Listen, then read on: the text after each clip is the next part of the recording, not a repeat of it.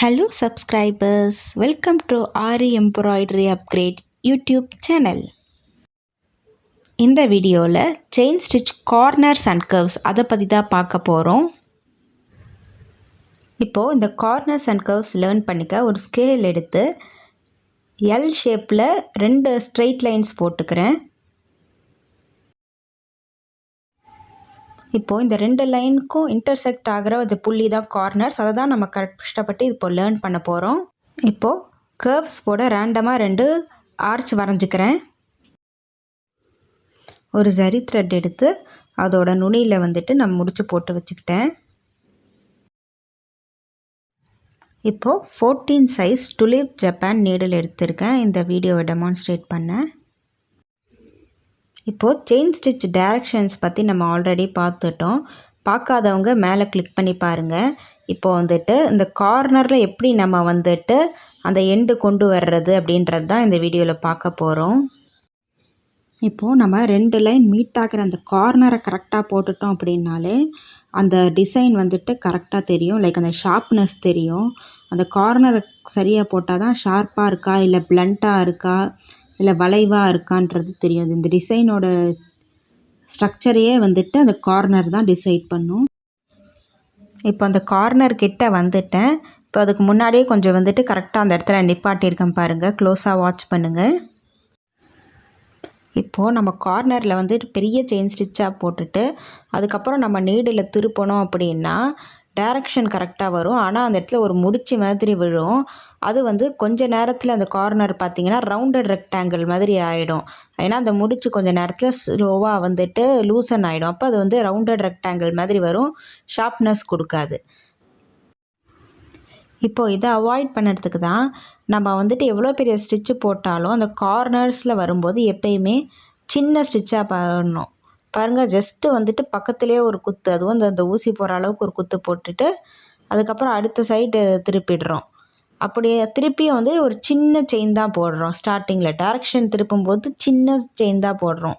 ரொம்ப குட்டியோண்டு ஒரு chain stitch போடுறோம். அதுக்கப்புறம் நம்ம எவ்வளோ பெரிய செயின் ஸ்டிச் போட்டாலும் பிரச்சனை இல்லை. இங்கே பாருங்கள், எவ்வளோ பெரிய செயின் ஸ்டிச் போட்டாலும் பிரச்சனை இல்லை. ஜஸ்ட்டு அந்த கார்னர்ஸ் திரும்புகிற இடத்துல எப்பயுமே சின்ன ஸ்டிச் போடணும். மற்ற இடத்துல நம்ம பெரிய செயின் ஸ்டிச் போட்டாலும் பிரச்சனையே கிடையாது. பாருங்கள், நல்லா பெரிய பெரிய செயினாக போடுறேன். ஆனாலும் அந்த கார்னர்ஸ் டிஃபைண்டாக தெரியுது. இப்போ இந்த எல் ஷேப் செயினை நான் ஒரு எண்டு நாட் போட்டு இந்த எல் ஷேப் செயினை செக்யூர் பண்ணிக்கிறேன். இப்போது செயின் ஸ்டிச் போடும்போது அந்த கார்னர் ஷார்ப்பாக வர்றதுக்கு அடுத்த மெத்தடாலஜியை பார்க்க போகிறோம். இப்போ நான் அதுக்கு ஃபஸ்ட்டு செயின் ஸ்டிச் போட்டுகிட்டே வரேன். அந்த எல் ஷேப்பில் மேலேருந்து கீழே ஸ்ட்ரெயிட்டாக செயின் ஸ்டிச் போட்டுட்டு வரேன். லைக் கார்னர் கிட்ட வரும்போது அதை கரெக்டாக பாயிண்ட் பண்ணி நிற்க வைக்கிறேன் பாருங்கள். இப்போ நமக்கு இந்த சைடில் இப்போ கார்னர் கிட்ட வந்தாச்சு. இப்போ அடுத்து பார்த்திங்கன்னா அந்த செயின் ஸ்டிச் ரைட் சைடை நோக்கி போகுது. இப்போ அந்த கார்னரில் 2 சின்ன சின்ன செயின் ஸ்டிச் போட்டுக்கிறேன். 2 சின்ன சின்ன செயின் ஸ்டிச் போட்டு கரெக்டாக அந்த கார்னர் பாயிண்டில் கொண்டு நான் நிறுத்திட்டேன். அந்த கார்னர் பாயிண்ட்டோட அந்த செயின் ஸ்டிச் முடிஞ்சு போச்சு. இப்போது நம்ம அடுத்து பார்த்திங்கன்னா நம்ம செயின் ஸ்டிச் இந்த டைரக்ஷனில் போகுது, ரைட் சைட் டைரக்ஷனில் போகுது. அதுக்கு நம்ம என்ன பண்ண போகிறோம் அப்படின்னா நம்மளோட லெஃப்ட் சைட் டைரக்ஷனில், அதாவது எந்த டைரக்ஷனில் போகிறோமோ அதுக்கு ஆப்போசிட் டைரக்ஷனில் ஒரு சின்னதாக ஒரு செயின் ஸ்டிச் போடுறோம். தெரியவே கூடாது, அவ்வளோ குட்டி ஒரு செயின் ஸ்டிச் போடுறோம்.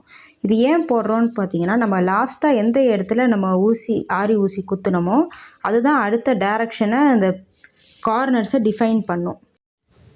நம்ம லாஸ்ட் செயினை பேஸ் பண்ணி தான் அடுத்து வர செயினோட டைரக்ஷன்ஸ் தீர்மானிக்கப்படும். நல்லா க்ளோஸ் பண்ணி வாட்ச் பண்ணுங்கள் எவ்வளோ ஷார்ப்பான பாயிண்ட் கிடச்சிருக்கு அந்த இடத்துலன்னு. இப்போ நமக்கே க்ளோஸாக கம்பேர் பண்ணி பார்த்தா முன்னாடி போட்ட எல் ஷேப் செயினுக்கும் இப்போ போட்ட எல் ஷேப் செயினுக்கும் அந்த கார்னரில் ஷார்ப்னஸ் எப்படி இருக்குன்றது தெரியும். ஸோ எப்பயுமே ஒரு இடத்துல ஷார்ப்பாக வேணும்னா நம்ம எந்த டைரக்ஷனை நோக்கி போகிறோமோ அதுக்கு ஆப்போசிட் டைரக்ஷனில் ஒரு சின்ன செயின், ஒரு சின்ன லாக் மாதிரி ஒரு சின்ன செயின் போட்டால் போதும். அப்போ அடுத்த டைரக்ஷன் கரெக்டாக அந்த வளைவு வந்துடும். இதுதான் நம்ம கார்னர்ஸை டிஃபைன் பண்ணுறதுக்கான டெக்னிக்.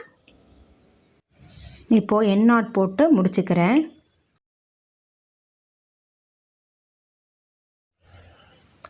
இப்போது கர்வ்ஸ், அதாவது இந்த மாதிரி வளைவுகளெல்லாம் எப்படி நம்ம வந்துட்டு அழகாக கொண்டு வர்றதுன்னு பார்க்க போகிறோம். இப்போ இந்த டாப்லேருந்து நான் செயின் போட ஆரம்பிக்க போகிறேன். இப்போது இந்த வளைவுகளெல்லாம் பொறுத்த வரைக்கும் அப்படின்னா, நம்ம வந்துட்டு பெருசு பெருசாக போட்டுட்டோம் அப்படின்னா அந்த வளைவுகளே தெரியாது. அது வந்துட்டு லைன் லைனாக வந்துட்டு அந்த ஷேப்பில் கொடுத்த மாதிரி இருக்கும். இப்போ பாருங்கள், ஒரு சென்டிமீட்டருக்கு நான் ஒரு செயின் ஸ்டிச் போடுறேன். இப்போது ஸ்மால் செயின்ஸ் போடாமல் நம்ம வந்துட்டு பிக்காக ஒரு சென்டிமீட்டருக்கு ஒரு செயின் போட்டுகிட்டே வந்துட்டு இருக்கேன். இப்போ இது பார்க்குறதுக்கு பார்த்தீங்கன்னா சின்ன சின்ன லைன்ஸில் வந்துட்டு ஒரு சி போட்ட மாதிரி இருக்குது. அந்த சின்ன சின்ன லைன்ஸ் வந்துட்டு கிளியராக தெரியுது.